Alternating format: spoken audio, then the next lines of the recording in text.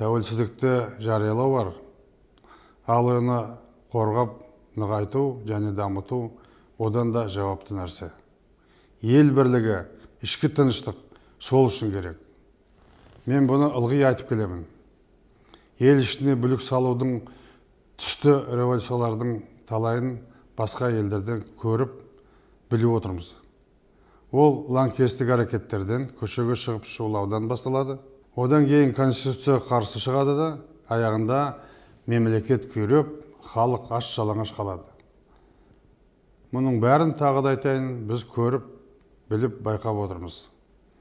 Біріншіден, біз кез келген сипатты экстремизм мен терроризмге қарсы заңдарды қайта қарап, бұл құбылысқа қатаң тойтарыс беруді ойлауымыз керек. Қолына қару алып, кісі өлтірген адам өлім жазасына кесілуі қажет. Екіншіден, елімізге сынақ ағатын зұлымдықтардың ымырасыз жолын кесуіміз қажет. Ел тыныштығын сақтамасақ, мынадай әлемдік дағдарыстан біз өте алмаймыз. Сондықтан барша халық болып бірігіп, елді сақтауды баршамыз ойлауымыз керек, ағайын.